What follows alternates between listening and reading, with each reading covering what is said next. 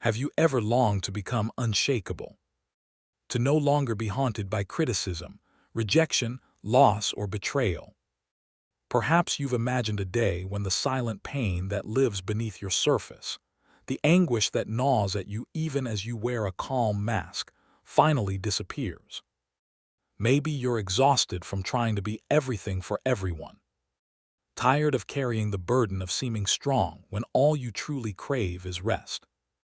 Rest from pretending, rest from pressure, rest from the endless demand to appear untouchable. But here's something rarely said aloud. As long as you run from pain, it controls you.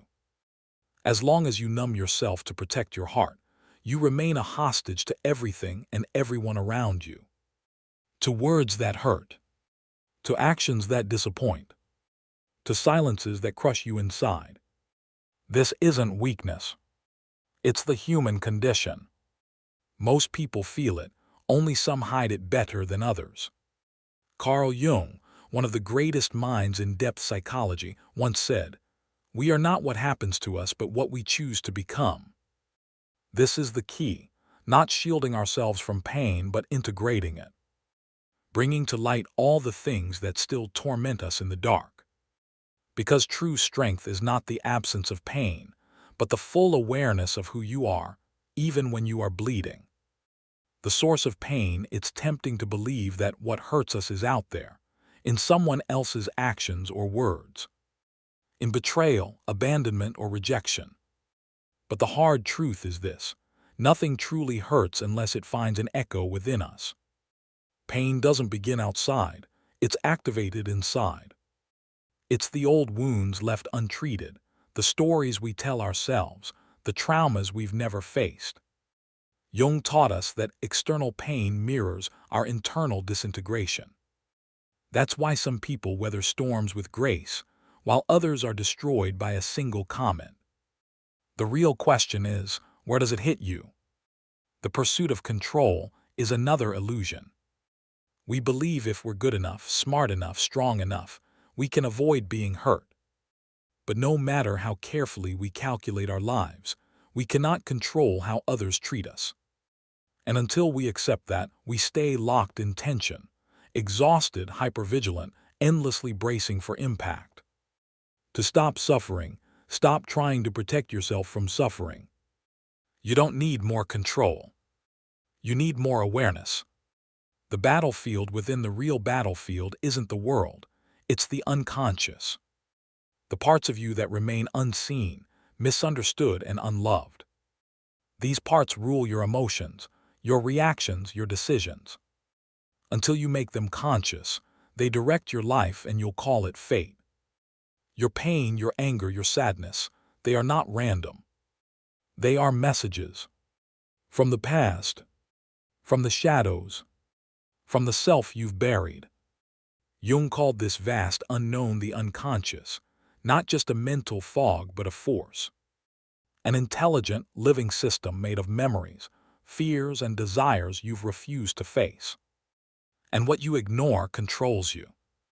You ask why certain words hurt you so deeply, while others shrug them off. It's because those words strike parts of you that are still raw.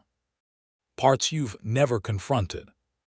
You've swept them under the psychological rug, but now you keep tripping over them.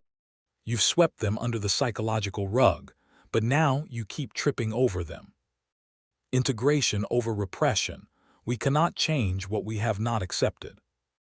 And many of us spend our lives judging, repressing, and silencing ourselves, thinking that will keep us safe.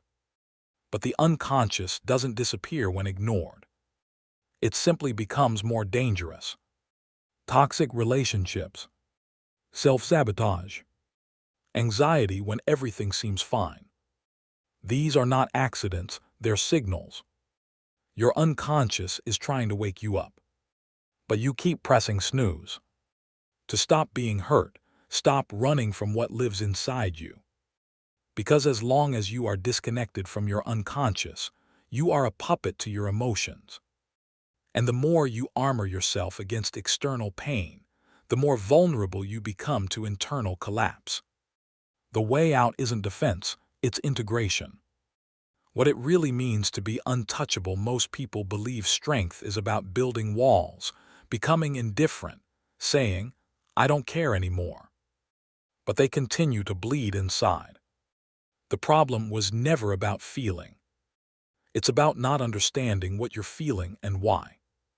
Jung said, "Know all the theories, master all the techniques, but when you touch a human soul, be just another human soul." That soul of yours, the one you hide beneath a performance of invulnerability, is screaming to be seen. To be untouchable is not to harden, but to soften into full self-awareness. It's not about hiding from life, but diving into it. You become untouchable not because nothing hurts, but because you've already faced what hurts you the most and survived. That's when your strength stops being a mask and becomes your core. Individuation. The journey to wholeness. Jung called the process of becoming whole individuation. It's not about becoming perfect. It's about becoming you. Not who the world wants you to be. Not who you think you should be. But the full integrated self, light and shadow, pride and shame, love and rage. You don't need to be a better person. You need to become whole. But the journey is not easy. It demands courage. It strips you of illusion. It asks you to dismantle your identity, what you thought defined you. And yes, this often means walking alone. Because as you rise in awareness, you will outgrow places, relationships, and even parts of yourself. This distance is not rejection.